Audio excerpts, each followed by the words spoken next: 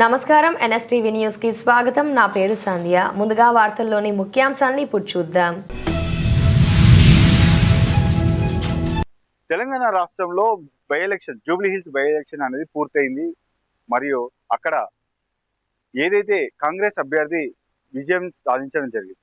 మరి మనతో పాటు నిరుద్యోగులు అంటూ మాకు ఈ కాంగ్రెస్ ప్రభుత్వాన్ని గద్దెనెక్కించినటువంటి మాకు చాలా అన్యాయం జరిగిందంటూ కొంతమంది విద్యార్థులు, విద్యార్థి నాయకులు మరి ఈ జూబ్లీ హిల్స్ నియోజకవర్గంలో ఎంతో ప్రచారం చేశారు. అట్టి ప్రచారం చేసిన వాళ్ళలో మనతో పాటు ఉన్నారు నిరుద్యోగ జేఏసీ ఓయూ కాశీనాథ్ గారు. హలో, నమస్తే బ్రదర్. నమస్తే అన్న, బాగున్నారా? చాలా రోజులు ఇక్కడ 2 రోజుల ముందే కదా. సో మీరు ఒక మాట చెప్పారు, మేము నిరుద్యోగులం, మాకు అన్యాయం జరిగింది అని చెప్పారు. మరి నిరుద్యోగుల అన్యాయం జరిగింది, ఎలక్షన్స్ అయిపోయింది, గద్దెని దింపిన వరకు మేము పోరాటం చేస్తాము, ఈ ప్రభుత్వాన్ని పడగొడతామన్నారు. చూస్తే 2 రోజుల తర్వాత ఎలక్షన్స్ అయిపోయింది, ప్రజలనే మర్చిపోయినట్లున్నారు. నేను మర్చిపోలేమన్నా, ఎందుకంటే మాట మాకు గుర్తున్నది. ఎందుకంటే మా జీవితాలతోటి ఆటలాడుకున్న ఈ ప్రభుత్వం కాబట్టి మాకు మోసం చేసిన ప్రతిదీ కూడా మేము రాసి పెట్టుకున్నాం, డైరీలో రాసి పెట్టుకున్నాం. మేము ఏదైతే ఈ రాష్ట్ర ప్రభుత్వం పైన మేము పోరాటం చేస్తున్నామో, మేము ఏవైతే ఈ రాష్ట్ర ప్రభుత్వానికి ప్రతి ఒక్క సమస్య పైన, మా నిరుద్యోగ సమస్య పైన మీరు ఇస్తున్న 2 లక్షల ఉద్యోగాల కోసం మేము పోరాటం చేస్తున్నామో, ఖచ్చితంగా బరాబర్ కాంగ్రెస్ ప్రభుత్వాన్ని రానున్న రోజులో స్థానికంగా కావచ్చు, ఎంపీటీసీ, జడ్పీటీసీ కూడా ఖచ్చితంగా 0 సీట్లు వచ్చే విధంగా మేము ప్రయత్నం చేస్తున్నాం. మా పోరాటం ఎప్పటికీ ఆగదు, ఆగే ప్రసక్తి లేదు. మీరు ఎప్పుడు ఆగుతుందంటే మా పోరాటం 2 లక్షల ఉద్యోగాలు ఇచ్చిన తర్వాత, ఎప్పుడైతే మా నిరుద్యోగ సమస్యను పరిష్కరించిన తర్వాత. కాబట్టి మా సమస్యలు అన్నటువంటి నిరంతరం మా పైన మా పోరాటం అనేటువంటి రాష్ట్ర ప్రభుత్వం పైన ఎప్పటికి ఉంటుంది, ఉండే విధంగా చూస్తాం. ఎందుకంటే ఇప్పటికీ చాలా మోసపోతున్నాం కాబట్టి ఈ మోసపోద్దనే భాగంలోనే అందుకోసమే రాష్ట్ర ప్రభుత్వాన్ని మేము డిమాండ్ చేస్తున్నాం. డిమాండ్ కాదు, ఎందుకంటే మేము బ్రతిమాలుతున్నాం. ఎందుకంటే మా సమస్యలు పరిష్కరించండి అని రాష్ట్ర ప్రభుత్వం మేము అడుగుతూ ఉన్నాం. మీ మాటలు చూస్తుంటే చాలా నవ్వొస్తుంది కదా. ఎందుకంటే మీరు ప్రభుత్వాన్ని తెచ్చింది మేము, ప్రభుత్వాన్ని పడగొట్టేదాకా మేము ఊరుకోమని చెప్పి పెద్ద పెద్ద డైలాగ్, పెద్ద పెద్ద స్టేట్మెంట్స్ ఇచ్చారు. పట్టుమని చూస్తారు, మీకు ఎన్ని ఓట్లు వచ్చినాయి అన్న విషయం ఏంటంటే ఒక మాట అడుగుతున్నా. 22 ఓట్లు వచ్చినాయి. 22 ఓట్లు వచ్చినటువంటి మీరు తెలంగాణ రాష్ట్ర ప్రభుత్వాన్ని పడగొడతారని చెప్పి ఎలా మాట్లాడుతున్నారు? ఎందుకంటే మేము ఏమంటున్నాం అన్న, 22 ఓట్లు వచ్చినంత మాత్రం మా పోరాటం ఆగదు కదా. ఎందుకంటే మీరే ఇప్పుడు చెప్పారు, మేమే ప్రభుత్వం ఏర్పాటు చేసుకున్నాం, మేమే రాష్ట్ర ప్రభుత్వం. మేము చెప్పినాం అన్న, అది నిజం. ఎందుకంటే ఇప్పుడు మేము ఎంత రాష్ట్రం మొత్తం తిరిగి బస్సు యాత్రలు చేసి, గల్లీ గల్లులో తిరిగి, పెద్దవాళ్ళ కాలు మొక్కి ఈ తెలంగాణ రాష్ట్రంలో మేము తీసుకొచ్చినాం. ఎందుకంటే ఇందులో వచ్చేసి 22 ఓట్లు అంటే కూడా నాటే జోక్ కదన్న. ఎందుకంటే నిజంగా మేము గెలిచేటోళ్ళం. ఎందుకంటే రాష్ట్ర ప్రభుత్వం మా పైన ఎప్పటికప్పుడు మాపై నిఘా ఉంచి, ఎందుకంటే అక్కడ నిజంగా ఈ రాష్ట్ర ప్రభుత్వం, కాంగ్రెస్ ప్రభుత్వం న్యాయంగా గెలిచిందని మేము అనుకుంటలేము. న్యాయంగా అంతిమంగా గెలిచిన నిరుద్యోగులు మాత్రమే. ఎందుకంటే మేము విఫలమైన గెలిచినట్టే, గెలిచినా మాకు విజయం అపజయాలన్నట్టు మాకు నిరుద్యోగులకు కాదు. మా లక్ష్యం వేరేదన్న. మా లక్ష్యం ఏంటంటే ఈ రాష్ట్ర ప్రభుత్వాన్ని తలవంచైనా సరే 2 లక్షల ఉద్యోగాలు సాధించడం మా ప్రధానమైన లక్ష్యం, కర్తవ్యం. ఎందుకంటే ఇప్పటికే 30 లక్షల మంది నిరుద్యోగులు కళ్ళలో కన్నీళ్ళు వస్తున్నాయి. ఆ కన్నీళ్లు తుడవడానికి కోసం, ఎందుకంటే 30 లక్షల మంది నిరుద్యోగుల యొక్క గొంతుగా, 30 లక్షల మంది యొక్క బాధలుగా, ఎందుకంటే ప్రతి గడపకెళ్ళి మా యొక్క కన్నీళ్లు, ఆవేదనలు ఈ జూబ్లీస్ ప్రజలకు చెప్పినాం. ఎందుకంటే అప్పటికి చెప్పినా గానీ, ఎందుకంటే మా ఓట్లు కూడా నాకు తెలిసి ఒక 10,000 దాకా ఓట్లు వచ్చినాయి. ఆ ఓట్లు రిగ్గింగ్ ద్వారా కావచ్చు, ఈవీఎం మిషన్ల ద్వారా కావచ్చు, అనేక రకాలుగా ఈ ప్రభుత్వం, కాంగ్రెస్ ప్రభుత్వం అధికారంలో ఉంది కాబట్టి నిరుద్యోగులకు 30,000 ఓట్లు వస్తే సిగ్గుమాలిన చర్య ఉంటది. కాబట్టి అందుకోసమే ఈ రాష్ట్ర ప్రభుత్వం మా ఓట్లు కూడా దొంగతనం చేసింది. మా ఓట్లు కూడా అందుకోసం 22 ఓట్లు అనేటువంటిది ఇచ్చింది. 10,000 ఓట్లు దొంగతనం చేసిన ఈ రాష్ట్ర ప్రభుత్వం, ఎందుకంటే చూశారు మీరు, ఈ రాష్ట్ర ప్రభుత్వం నిజంగా నీతి, నిజాయితీ, న్యాయంగా మాత్రం గెలవలేదని నేను అనుకుంటున్నా. జూబ్లీస్ లో నీతి, నిజాయితీ మేమే గెలిచాం. మీరు ఒక మాట అన్నారు, 300 మందితోని నామినేషన్ వేయబోతున్నాం జూబ్లీ హిల్స్ నియోజకవర్గంలో. ఏది నిరుద్యోగ చేసే విద్యార్థులమైనటువంటి మేము 300 మంది, కనీసం 300 మంది అయినా మీ వెనకాల ఉన్నారా అన్న? మీరు ప్రచారంలో మీ ప్రచారంలో నేను చూసాను, అర్ధనగ్న ప్రచారం చేశారు, అరగుండు ప్రచారం చేశారు, నెక్స్ట్ చిల్క జోషిని చెప్పించారు. ఈ వింతగా మీరు, సరే మీ స్ట్రాటజీ మీది, మీ ప్రచారం మీది, దానికి ఎటువంటి తప్పు పట్టడానికి ఎవరికి హక్కు లేదు. ఎందుకంటే మీ స్వాతంత్రం, మీకు ఉన్నటువంటి రైట్ మీరు ఉపయోగించారు. కానీ నేను ఏమంటున్నా అంటే, మీరు అన్నట్టుగా ఎలక్షన్ ముందు 300 మందితోని నామినేషన్ వేపిస్తాము, ఖచ్చితంగా ఈసారి నిరుద్యోగులు ఘన విజయం సాధిస్తామన్నారు. కనీసం 300 మంది ఎవరైతే అభ్యర్థులు అనుకున్నారో వారైనా మీతో, మీ జేఏసీలో ఉన్నవారైనా మీతో ఉన్నారా ప్రచారంలో? అన్న 300 మందితో నామినేషన్ ఇస్తున్నాం. మీరు అంటున్నారు మా ప్రచారం ముగిసినప్పటి నుంచి ప్రచారం మొదలైనప్పటి నుంచి ముగిసేంత వరకు మా దాకా ఇప్పుడు దాకా 5,000 మంది విద్యార్థులు నిరుద్యోగులు పాల్గొన్నారు. ఎందుకంటే మేము దఫాల వారీగా ఒక రోజు 50 మంది. వాళ్ళంతా అడ్డ కూలీలు కాదా? అడ్డ కూలీలు ఎక్కడన్నా? ఏ విధంగా చెప్తున్నారన్న? వీడియోలు బయటకు వచ్చినాయి. మీరు 500 రూపాయలు ఇస్తే అడ్డ కూలీలు చేసే మేము చెప్తా ఉన్నాం. నిరుద్యోగుల టీషర్ట్ వేసుకొని అడ్డ కూలీ నిజం నల్గొండ నుంచి అడ్డ కూలీ వ్యక్తిగా నన్ను పట్టుకొచ్చి చేశారా లేదా? ఆ పార్టీలతో సంబంధం లేదన్న. మాకు ఉస్మాన్ యూనివర్సిటీ విద్యార్థులం, నిరుద్యోగులం మేము. ఎందుకంటే ఏ పార్టీ నిరుద్యోగ టీషర్ట్ వేసుకునే ప్రచారానికి వచ్చారు, అడ్డ కూలీ అని చెప్పారు. చిత్తూరు జిల్లా పూతలపట్టు నియోజకవర్గం బంగారుపాలెం మండలంలోని బొమ్మాయిపల్లి గ్రామానికి చెందిన జనసేన కార్యకర్త దేవరాజులు 2 కిడ్నీలు పోయి అనారోగ్యం కారణంగా ఇంట్లోనే ఉండడంతో కుటుంబ పోషణ కష్టంగా ఉండడంతో రాష్ట్ర మాల కార్పొరేషన్ డైరెక్టర్, జనసేన జీడీ నెల్లూరు ఇన్ఛార్జ్ డాక్టర్ పొన్నా యుగంధర్ పిలుపుతో నియోజకవర్గ మండల జన సైనికులందరూ కలిసి తక్షణ కర్తవ్యంగా 14,000 ఆర్థిక సహాయం అందించారు. ఇకపై కూడా దేవరాజులు కుటుంబానికి అండగా ఉంటామని వారు తెలిపారు.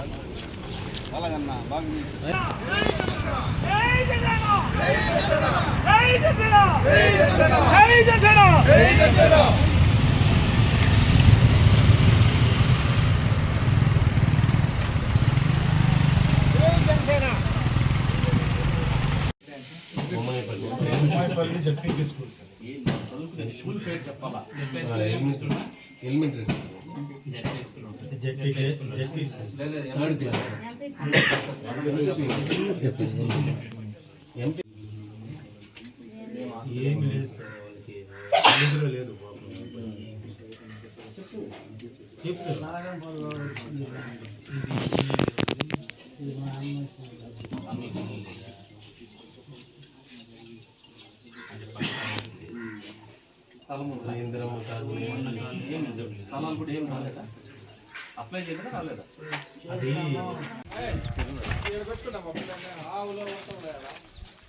పర్లే వాళ్ళ ఇంటి దగ్గరికి వెళ్తాను కానీ ఏం కాదు. అక్కడికి వెళ్దాం. మరీ ఇబ్బందిగా ఉందా?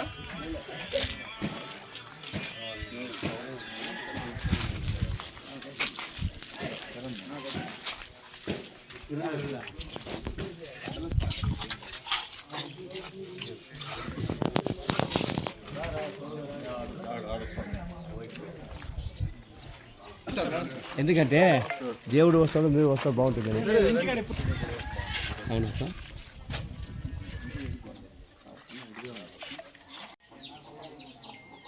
ఇప్పుడు పెన్షన్ అయితే ఇంకా రాయలేదు.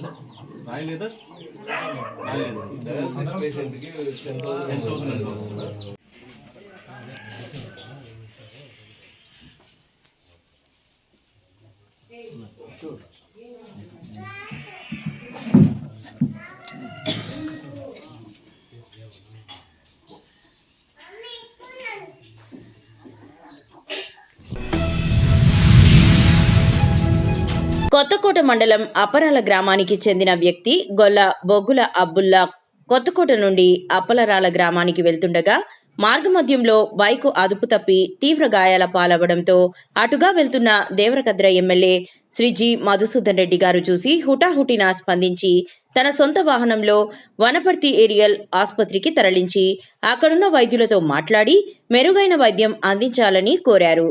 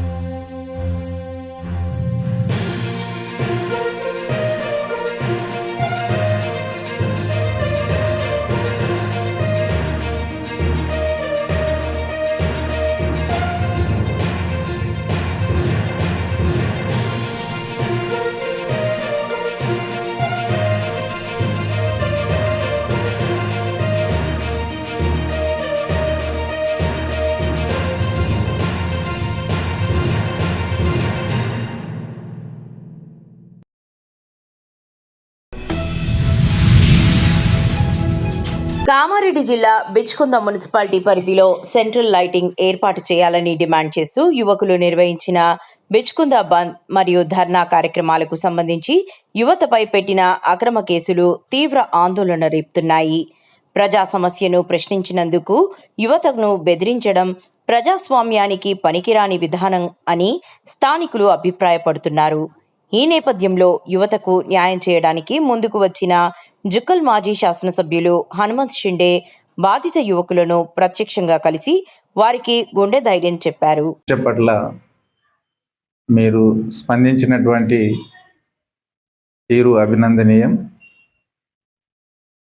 మీరేదైతే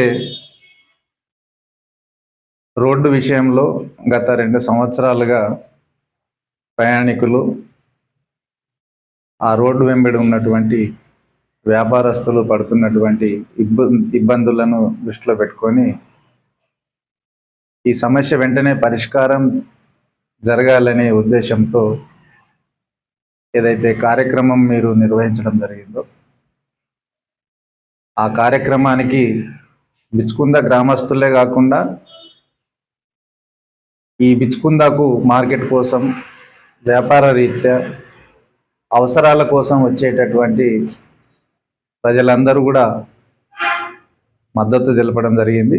అదేవిధంగా మీరు చేసినటువంటి కార్యక్రమాన్ని వారు అభినందించడం కూడా జరిగింది. అనేక మంది నా దగ్గర కూడా వచ్చి చెప్పడం జరిగింది. దురదృష్టం ఏంటంటే సమస్యను అర్థం చేసుకొని అధికారంలో ఉన్నవారు పాజిటివ్గా స్పందించాలి. ఎస్, ఈ సమస్య ఉంది, ఈ సమస్య పరిష్కారానికి చేయాల్సినటువంటి చర్యలేంది అవన్నీ అధికారులతో మాట్లాడడం, సమన్వయం చేసుకోవడం, మొత్తానికి ప్రజలకు ఇబ్బంది లేకుండా సమస్య పరిష్కారం చేయాలి. ఆ దిశగా చర్యలు ఉండాలి. కానీ ఈరోజు అధికారంలో ఉన్నటువంటి అధికార పక్షం కక్ష సాధింపు లాగా ప్రవర్తించి 11 మంది మీద కేసు పెట్టినటువంటి విషయం నా దృష్టికి వచ్చింది. అమెరికాలోని ఒయాసిస్ కంపెనీ ఎలిటాస్ బ్రాండ్తో భారత్లో రీటైల్ మార్కెట్లోకి అడుగుపెట్టింది. దేశంలోని ప్రధాన ఎయిర్పోర్ట్లలో, పలు మల్టీనేషనల్ కంపెనీలలో మాత్రమే కనిపించే యుఎస్ఏకు చెందిన ఒయాసిస్ కంపెనీ బ్రాండ్ ఏసీలు, వాటర్ డిస్పెన్సర్లు, వాషింగ్ మిషన్లను రీటైల్ మార్కెట్లోకి ఎలిటాస్ బ్రాండ్తో మార్కెట్లో ప్రవేశపెడుతున్నామని company director Mazarul Haq Telangana super distributor పురుషోత్తంలు తెలిపారు. యుఎస్ఏలో 100 సంవత్సరాల కంపెనీ అధునాతన టెక్నాలజీతో వివిధ కంపెనీలకు ధీటుగా వస్తువుల తయారీ ఉంటుందని కంపెనీ ప్రతినిధులు తెలిపారు.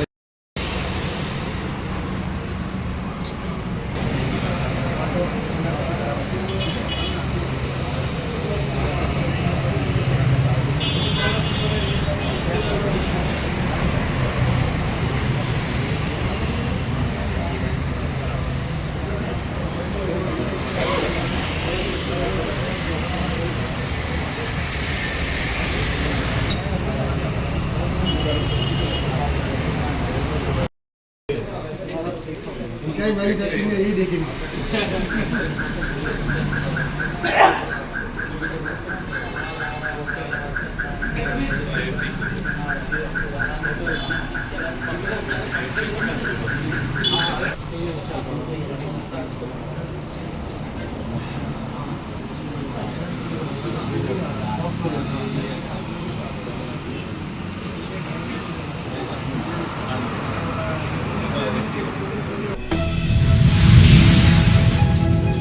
ఈరోజు ఖమ్మం జిల్లా ముదిగొండ మండలం న్యూ లక్ష్మీపురం గ్రామంలో డిప్యూటీ సీఎం మల్లు భట్టి విక్రమార్క గారి ఆదేశాలతో సొసైటీ చైర్మన్ తుపాకుల యలగొండ స్వామి సహకారంతో రైతులకు యూరియా బస్తాల సెంటర్ను ముదిగొండ మండల ఏవో సరిత కాంగ్రెస్ పార్టీ జిల్లా మైనారిటీ సెల్ ఉపాధ్యక్షులు మొహమ్మద్ అస్గర్ ప్రారంభించి రైతులకు యూరియా పంపిణీ చేశారు.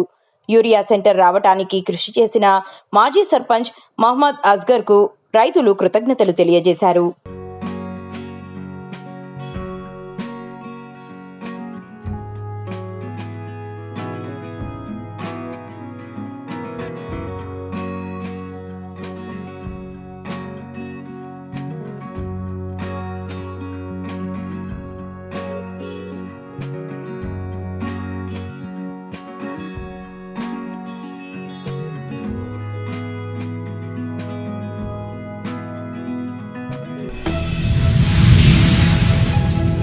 బెల్లంపల్లి పట్టణంలోని అయ్యప్ప స్వామి దేవాలయంలో నేడు ప్రథమ మండల పూజా కార్యక్రమం నిర్వహించారు.